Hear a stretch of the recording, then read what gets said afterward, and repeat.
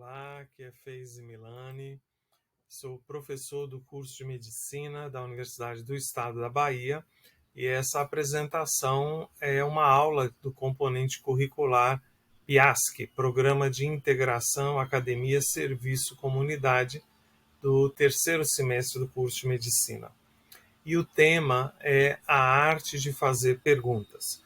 Vamos refletir um pouco sobre essa competência que é essencial tanto para médicos quanto para cientistas, e ainda a gente vai ver que é essencial para todo ser humano. Essa aula, na verdade, tem uma história.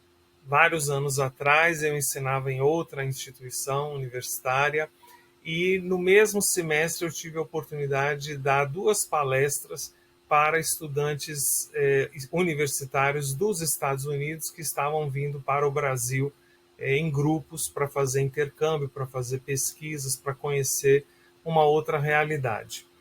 E nessas 2 palestras com esses jovens universitários, me chamou muito a atenção a qualidade das perguntas que eles faziam. Eram perguntas para as quais eu não tinha uma resposta pronta. Às vezes eu tinha que parar e refletir um bom bocado para poder responder aquela pergunta.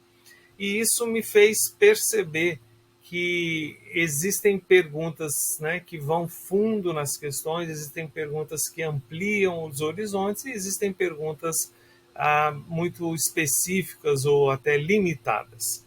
E então eu comecei a refletir sobre isso e perceber a importância de encorajar os estudantes a fazerem perguntas e a fazerem boas perguntas. Então, num determinado semestre, já na UNEB, em sala de aula, a conversa chegou nesse ponto e eu fui falando, dando exemplos, fazendo comentários bom, foi um papo durante uma aula. Mas 2 semestres depois, 2 dos alunos dessa turma me encontraram no corredor e disseram: professor, aconteceu uma coisa interessante. Nós estamos tendo um professor externo convidado que está dando aula esse semestre para a gente, e ele já ensinou em várias universidades e ele disse que está tendo o maior prazer de ensinar aqui na UNEB porque os estudantes fazem muitas perguntas. E então nós, esses 2 alunos, comentamos que isso foi depois daquele papo que o senhor teve com a gente sobre a importância de fazer perguntas. Esse feedback tão espontâneo e instigante de que aquela conversa tinha realmente estimulado aqueles estudantes a fazerem mais perguntas, a tal ponto que um professor vindo de fora nota uma diferença entre essa turma e outras turmas e outras universidades, me fez decidir realmente incluir esse tema dentro desse componente curricular como um momento específico para a gente parar e pensar sobre as perguntas. Então, eu pergunto agora para você, né? O que é que você está vendo aqui na tela? E digo mais, se a gente pegasse essa imagem e levasse para uma sala de aula do grupo 5, crianças com 5 anos de idade, 4, 5 anos de idade, e mostrasse essa imagem, a gente ouviria várias respostas. É um olho, é o sol, é um grão de areia, é uma formiga, enfim, tantas respostas que a minha imaginação, minha criatividade não dá conta. Mas se você levar essa mesma imagem para uma turma do ensino médio e mostrar, eles provavelmente vão responder apenas é um ponto e ponto final. E com esse exemplo, eu quero dizer o quanto que o sistema educacional pode limitar a nossa forma de interpretar a realidade, a nossa capacidade de interpretar, de imaginar, de questionar, de enxergar mais do que uma coisa. Porque as crianças de 4, 5 anos ainda não foram, né, bitoladas pelas experiências escolares e tantas outras, elas vão atrás daquilo que realmente sua imaginação, sua mente sugere, e deixam todas as possibilidades em aberto, enquanto que os estudantes mais velhos vão se delimitando até se preocupar apenas em dar entre aspas a resposta certa. Por que entre aspas? Porque a resposta certa, na verdade, é o que o estudante pressupõe que o professor ou a professora quer ouvir. Então a gente deixa de questionar, investigar a verdade e passa a se preocupar em dizer aquilo que é o interesse do professor escutar. Isso realmente é uma coisa trágica e que a gente precisa tentar evitar, né, essa compressão da nossa forma de pensar. Eu quero apresentar a vocês esse físico, Isidor Isaac Rabi, que desenvolveu técnicas revolucionárias na época para usar a ressonância magnética, né, nuclear, do núcleo dos átomos, para discernir o momento magnético e o spin nuclear dos átomos. Eu não sei exatamente o que isso significa, mas sei que esses estudos e essas técnicas que ele desenvolveu foram fundamentais para o desenvolvimento da ressonância magnética, que é extremamente importante dentro da medicina. Bom, o Dr. Isidor Rabi ganhou o Prêmio Nobel de Física no ano de 1944 devido a esses estudos e essas descobertas que ele havia feito. Quando foi questionado, né, a que ele creditava esse prêmio, esse gigantesco reconhecimento, qual teria sido o fator mais importante para ele ser contemplado com o Nobel, ele respondeu, para surpresa de todos, né, eu devo isso à minha mãe. Então, todo mundo queria saber por que a sua mãe, como é que a sua mãe, o que tem a ver com você ganhar o prêmio Nobel? E ele respondeu que desde pequeno, quando ele ia para a escola, todos os dias, ao retornar da escola, a mãe perguntava para ele: que boas perguntas você fez hoje, meu filho? Veja que interessante, né? A maioria dos pais, das mães, pergunta o que você aprendeu hoje, meu filho. E é a mãe de Isidor perguntava para ele que boas perguntas você fez. O que acontece quando uma mãe faz essa pergunta para o seu filho? O filho, claro, quer agradar a mãe, quer ouvir o elogio da mãe, quer ver o sorriso da mãe. Então, todo dia ele fazia muitas perguntas e fazia várias perguntas, e à medida que a gente repete uma coisa, né, a gente aperfeiçoa aquele comportamento, aquela competência. Então ele se tornou um grande perguntador, né? E essa é uma das características mais importantes de um cientista. Sempre perguntar mais, sempre querer saber mais, sempre querer conectar os pontos. E foi por isso que ele ganhou esse extraordinário reconhecimento ao seu trabalho. Então, o que são boas perguntas, né? A gente poderia dar várias respostas a essa pergunta, mas, em primeiro lugar, eu diria que uma boa pergunta é uma cuja resposta não se limita a sim ou não, né? É assim ou é assado, né? Uma boa pergunta, ela abre perspectivas, ela abre o diálogo, ela instiga a continuidade, o aprofundamento, né? Uma boa pergunta é algo que requer reflexão, né? É algo que talvez a gente não consiga responder na mesma hora. Eu acho que essas são duas características importantes de uma boa pergunta. Não são todas as características, mas são duas características que eu quero destacar agora. E por que eu destaco isso?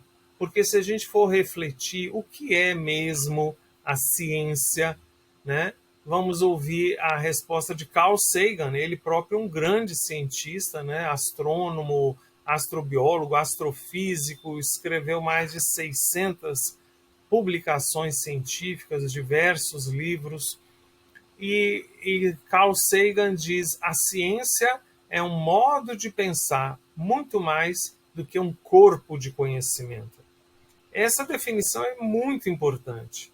Porque, às vezes, o estudante, né, está tão preocupado em adquirir, em absorver esse corpo de conhecimento, como se fosse possível, mas, enfim, dentro daquilo que está ao seu alcance, que se esquece que esse corpo de conhecimento está constantemente em mutação, está constantemente evoluindo, está constantemente deixando para trás, ou seja, é um conhecimento, o conhecimento científico ele é provisório, ele é temporário.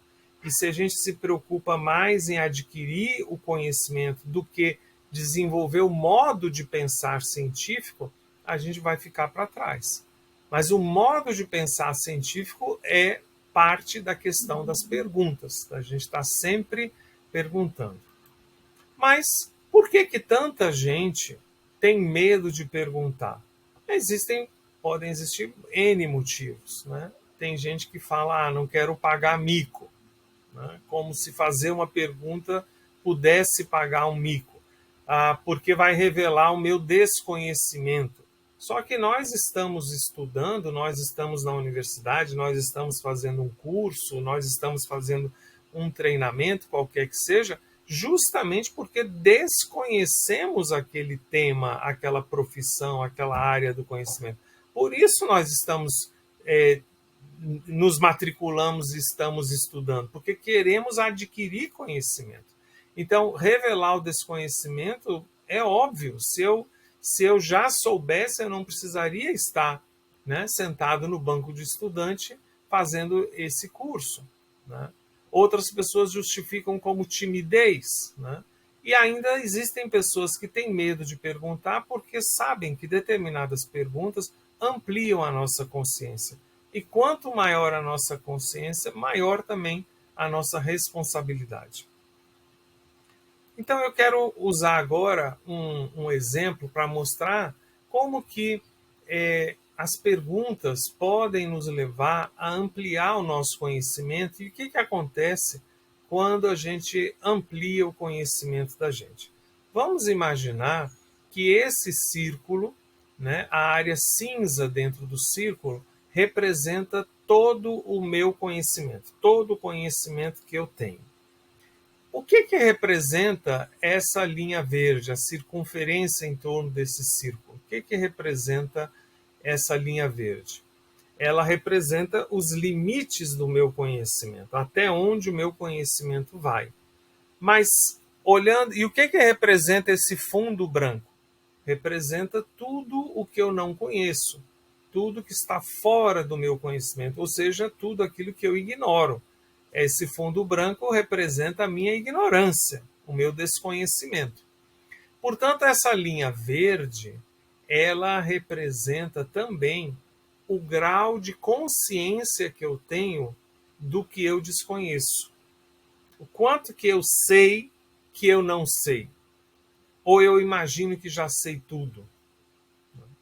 Então, o meu contato com o desconhecido é o que me permite ter consciência de que tem muitas coisas que eu não sei, que estão fora do meu conhecimento. Agora, vamos imaginar, então está aqui o que eu acabei de falar, né? O que eu sei, o meu conhecimento está em cinza, o fora do círculo é o que eu não sei, tudo que está fora do meu conhecimento, e essa circunferência, essa linha verde, o quanto que eu sei que não sei, o quão consciente estou de minha própria ignorância. Agora vamos imaginar que eu, ao longo do tempo, adquiri muitos conhecimentos. Veja como que o tamanho do círculo aumentou, essa área cinza, porque eu adquiri muitos conhecimentos. O que aconteceu com a circunferência, com a linha verde em torno desse círculo? Ela também cresceu. Veja, se eu cortar aqui essa circunferência do círculo menor, ela vai dar esse tamanho. Se eu cortar a circunferência desse círculo maior, vai ser bem maior. Então, o que aconteceu quando eu adquiri mais conhecimento? A minha consciência do desconhecido aumenta igualmente, que é o que está dizendo aqui. Quanto mais conhecimento eu adquiro, mais eu entro em contato com o desconhecido. Por isso eu tenho mais consciência dos limites de meu conhecimento, ou seja, mais consciência eu tenho de minha própria ignorância. Por outro lado, quanto menos conhecimento eu possuo, menos contato eu tenho com tudo aquilo que eu desconheço. Por isso, eu tenho a tendência de acreditar que eu já sei tudo. E eu acho que todo mundo conhece alguém, né, que a gente vê assim, é uma pessoa de pouquíssimo conhecimento, de muita ignorância. Conhecimento não é só o estudo escolar, acadêmico, isso é bom ficar bem claro, porque tem muita gente que estudou muito, mas conhecimento é bem limitado, e tem gente que nunca pisou na escola e tem conhecimento, tem compreensão, tem sabedoria. Mas quanto menor esse conhecimento, né, maior a ignorância e maior a tendência a achar que já sabe tudo, que já tem as respostas definitivas. Por outro lado, toda pessoa que tem um conhecimento muito amplo, você vê nela um reflexo de humildade, de ter clareza de que tem muita coisa, a maioria das coisas eu não sei, eu não conheço.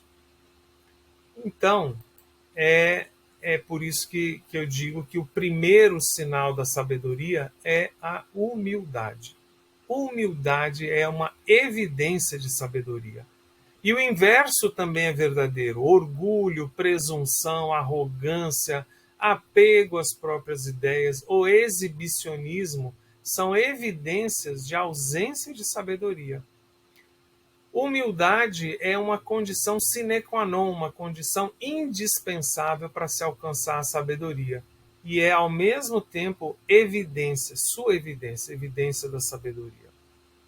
Então, as pessoas que estão nesse caminho da busca da sabedoria, da ampliação do conhecimento, elas desenvolvem a humildade. E essa humildade, então, tira delas aquela necessidade de aparentar ter conhecimento, de não mostrar o seu desconhecimento, tira aquela vergonha poxa, mas eu vou mostrar que eu não sei. Claro, tem muito mais coisas que eu não sei do que coisas que eu sei. Isso é bem evidente. Então, por que é importante? Por que perguntar é importante? Né? Para quem faz medicina, é bom lembrar, né? A consulta médica começa por perguntas. E, de fato, de acordo com o livro Como Pensam os Médicos, que é um estudo bem interessante, o grande diferencial daqueles médicos considerados excelentes, os melhores dentro da sua área, um dos grandes diferenciais desses profissionais é a capacidade de fazer perguntas. Eles fazem perguntas que os outros profissionais não fizeram. Por isso eles conseguem fazer diagnósticos que muitas vezes outros médicos, né, outros profissionais não foram capazes de fazer. Então isso é muito interessante. O autor do livro relata, né, esse estudo com esses médicos, digamos, né, os melhores dos melhores, que recebem um paciente que já passou por 10, 15 outros profissionais, com relatórios e mais relatórios, pareceres e exames, e ele diz que esses médicos pegam essa papelada toda que o paciente traz, colocam de lado e dizem: eu vou olhar isso depois, agora eu quero conversar com você e ouvir de você o que você tem. Eles começam tudo do zero, fazendo muitas perguntas. A própria ciência nasce da capacidade de perguntar. Sem perguntas não haveria ciência, não haveria progresso científico. Porque as perguntas nutrem a nossa mente, é o alimento da mente, e elas impulsionam o mundo. E, finalmente, como dizia um programa humorístico aqui da TV brasileira, perguntar não ofende. Então, a gente pode perguntar. Agora, como funcionam as perguntas? Quando a gente faz uma pergunta, a gente coloca o cérebro em busca da resposta. E o cérebro ou a mente não vai sossegar enquanto não encontrar uma resposta. Exemplo disso, quando você está conversando com um amigo e aí você diz: eu assisti um filme com aquele ator, como é? Poxa, aquele ator. Aí você tenta lembrar o nome do ator e não consegue. E aí você continua a conversa e depois de alguns minutos, às vezes até no dia seguinte, você, Morgan Freeman, era ele, é o ator que eu estava mencionando. Porque você foi lembrar, né, do nome do ator depois de uma hora ou horas, sem estar pensando naquela pergunta. Porque o seu cérebro continuou se fazendo essa mesma pergunta e ele não vai sossegar enquanto ele não te der uma resposta. Pode até ser a resposta errada, mas ele vai te dar uma resposta. Então, a gente precisa escolher bem as perguntas que a gente faz. Em especial, as perguntas que a gente faz para si mesmo. Por isso eu estou perguntando aqui, quais são as perguntas que você faz a si mesmo?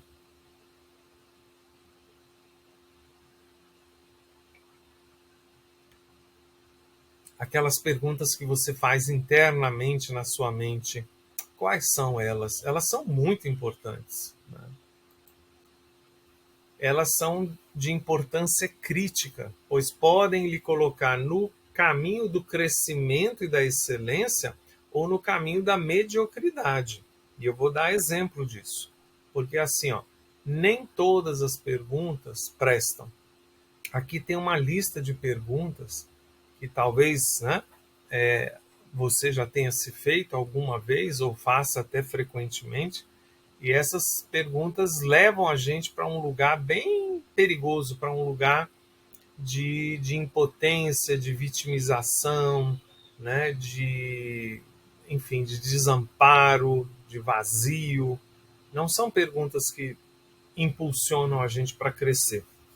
Exemplo: por que ninguém me ama? Por que nada dá certo para mim? Por que eu sofro tanto? Será que eu vou conseguir? O que será que vai acontecer? E se eu fracassar? O que os outros vão pensar? Né? Não vamos ter tempo aqui agora, mas daria para a gente analisar cada uma dessas perguntas e ver quais são as possíveis respostas, porque o seu cérebro vai dar uma resposta para cada uma dessas perguntas se você fizer. Mas são respostas que não vão te ajudar. Né? Será que eu vou conseguir passar nessa prova?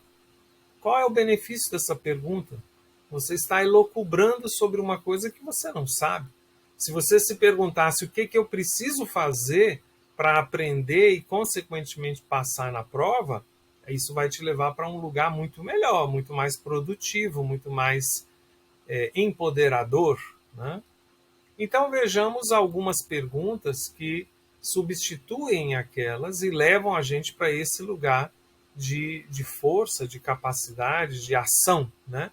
Por exemplo, como aprimorar minha capacidade de amar? Que mudanças farei para alcançar melhores resultados? Qual é minha parcela de responsabilidade nesse problema? Como posso me preparar para esse desafio? Quais iniciativas e ações estão a meu alcance? Que competências desenvolvi com as tentativas anteriores? O que minha consciência vai pensar de mim? Não os outros. O que minha consciência vai pensar de mim?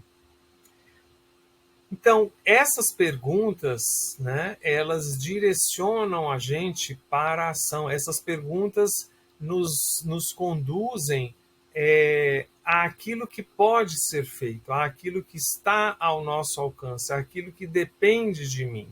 Essas são perguntas que focam no positivo, na solução, não no problema. Aquelas perguntas anteriores eram focadas nos problemas, naquilo que está me incomodando. E aqui eu estou direcionando a minha mente para buscar alternativas, soluções, possibilidades, oportunidades, por mais difíceis que elas sejam. Portanto, nós precisamos, né, desenvolver a capacidade de formular perguntas relevantes, perguntas que contribuam para o nosso crescimento, perguntas que tragam bem-estar para a nossa vida, não perguntas que gerem sofrimento. Essas perguntas relevantes vão ser importantes tanto na nossa vida pessoal, né, como ser humano, quanto na nossa vida profissional, qualquer que seja a profissão, mas especialmente quem é da área de saúde que vai, né? Trabalhar muito com perguntas. Então, o que é necessário para eu fazer perguntas mais relevantes? Tem algumas sugestões aqui. A primeira é colocar-se no lugar de aprendiz. Ou seja, se eu tenho consciência de que eu sou um aprendiz, um eterno aprendiz, então eu estarei sempre aberto a aprender, sempre interessado em aprender. Essa é a melhor atitude diante da vida como um todo. Porque a gente passa por muitos desafios e cada situação que a gente vivencia tem lições que a gente pode aprender.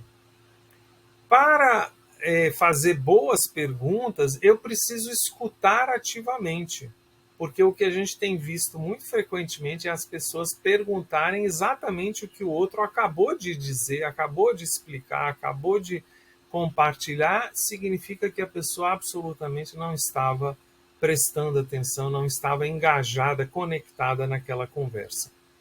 A gente precisa não se contentar com o básico, com o superficial, né? E no processo de fazer perguntas relevantes, primeiro a gente procura se aproximar do objeto, né? Chegar e olhar bem de perto. Em seguida, a gente procura se distanciar para olhar o cenário mais amplo, para olhar o contexto mais amplo, para olhar aquilo por inteiro, na integralidade. E é isso que permite a gente estabelecer conexões. Porque uma diferença significativa no modo de aprender das crianças com o modo de aprender do jovem e adulto é a seguinte: a criança ela é aberta para aprender qualquer coisa.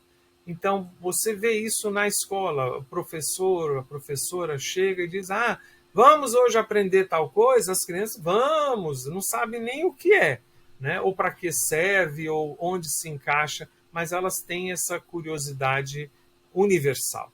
Mas o jovem, o adulto, a maneira de aprender muda, porque o jovem adulto já tem uma série de conhecimentos e para que um novo conhecimento realmente se fixe, seja adquirido definitivamente, ele precisa se conectar com os conhecimentos anteriores. Então, se eu for assistir agora uma palestra sobre astrofísica do sistema não sei o que lá da galáxia, que é um assunto que eu não entendo nada, e for uma palestra técnica, uma palestra cheia de informações científicas, etc., provavelmente quando eu sair, alguém perguntar, né? Ou daqui a algum tempo alguém perguntar, eu vou dizer, olha, eu só sei que tinha um negócio lá de uma galáxia que fica bem longe da nossa, mas por que eu não consegui aprender? Porque eu não consegui conectar com os meus conhecimentos anteriores. Então, isso é muito importante. Onde que esse novo conhecimento se encaixa? Como é que ele se conecta com aquilo que eu já sei, com aquilo que eu já fiz, com aquilo que eu já vi, vivenciei, etc. Uma atitude importantíssima para ser capaz de fazer perguntas relevantes é cultivar a curiosidade e a consciência de incompletude, né? Eu não sou completo, eu não estou formado, né? Eu estou em contínuo processo de formação, estou sempre aprendendo mais e mais e mais. E essa é uma das capacidades mais maravilhosas do ser humano. E a gente precisa também abrir mão do imediatismo, porque várias dessas perguntas realmente importantes na vida, elas não são respondidas em uma vez, em duas vezes, em três vezes. Por exemplo, quando a gente se pergunta qual é o propósito da minha vida? Por que eu estou aqui? Qual é a contribuição que eu vou dar para a humanidade?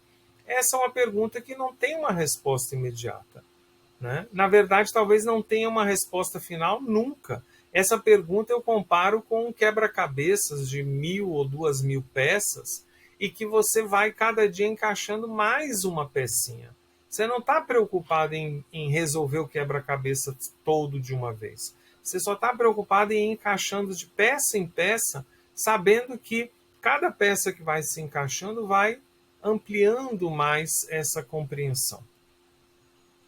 Então, eu encerro esse nossa reflexão deixando essa pergunta, né? Que boas perguntas você fará a partir de hoje? Sugiro que você pare agora um pouco e pense em algumas perguntas que você quer fazer para si próprio, ou que você quer fazer para a vida, para o universo, ou que você quer fazer dentro da sua formação, né, estudantil. Que boas perguntas você deseja fazer? Escreva essas perguntas. Escreva, muito importante escrever. E de tempos em tempos, revisite essas perguntas e veja o que você descobriu em relação a elas. Né? E veja como que você vai construindo uma nova compreensão a respeito daquele assunto. Espero que essa reflexão sobre a arte de fazer perguntas, né, te inspire, te motive a fazer cada vez mais perguntas e perguntas cada vez melhores. Né? A gente só aperfeiçoa aquilo que a gente treina. Então, a única maneira de eu chegar a fazer boas perguntas é fazendo muitas perguntas. Então, pergunte, né? E vá aperfeiçoando essa maravilhosa capacidade. Boa sorte!